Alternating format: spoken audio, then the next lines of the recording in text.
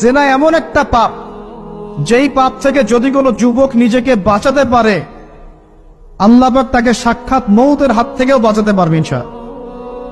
কিভাবে? 3 বন্ধু যাচ্ছে রাস্তা দিয়ে, হঠাৎ করে ঝড়, বন্ধু 3 জন ঢুকে গেল গুহার মধ্যে। কিসের মধ্যে? গুহায়, যে পাহাড়ি এলাকায় আপনারা থাকেন যারা, গুহার মধ্যে। হঠাৎ করে পাহাড়ের পাথর দিয়ে গুহার মুখটা বন্ধ হয়ে গেল। এখন খোলার কোনো অপশন নাই। সবাই বলছে এখন 3 জন, এখন তো আমরা বের হতে পারবো না। সবাই সবার নেক আমলের ওসিলা দিয়ে আল্লাহর কাছে দোয়া করো। কিসের ওসিলা দিয়ে? নেক আমলের ওসিলা দিয়ে দোয়া করতে হয়। হাদিস। এই ছেলে বলছে, যুবক ছেলে, আল্লাহ, আমার একজন চাচাতো বোন ছিল। কে ছিল? এই যে বয়ফ্রেন্ড গার্লফ্রেন্ড, খালাতো বোন, চাচাতো বোন। এখন তো পিনছিরি অবস্থা। এখন এমন একটা অবস্থা, পশ্চিমা সভ্যতার রিপোর্টগুলো পড়ে দেখি, ভাইও বোনের সাথে জেনা করে। নাউজুবিল্লাহ। ওদের ওখানে নিজের আপন পিতার দ্বারাও মেয়ে সেক্সুয়াল হ্যারাসমেন্টের শিকার হয়। ওরা আমাদেরকে শেখায় এখন ভালো কোনটা মন্দ কোন। আর আমরা আমাদের মাথাটা কবে যে বিক্রি করে দিলাম, ওদের কাছ থেকে ভালো মন্দ শিখতে হচ্ছে। কোরআন সুন্নাহ বাদ দিয়ে ওদের কাছ থেকে ভালো মন্দ শিখতে হচ্ছে।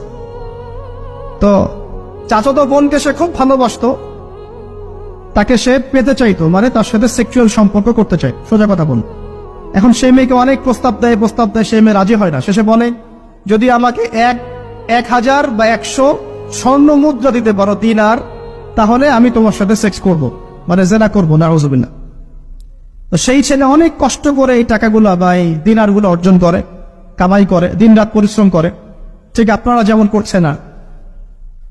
তো এরপর সে তার স্বর্ণ মুদ্রা দেয়, দিয়ে বলে যে এখন আমাকে আমার কাজ করতে দাও। তখন সেই মেয়ে রাজি হয়। ঠিক যে মুহূর্তে তারা সেক্সুয়াল সম্পর্কটা করবে, ঠিক ওই মুহূর্তেই এই মেয়ে বলে ওঠে, হে আল্লাহর বান্দা, আল্লাহকে ভয় করো। আমি সারা জীবন আমার সতীত্বকে ধরে রেখেছি, কাউকে দেইনি। আমি কারোর সাথে এরকম অন্যায় করি নাই। আমি খারাপ মেয়ে নই। তুমি আমার ইজ্জতটা নষ্ট করো না।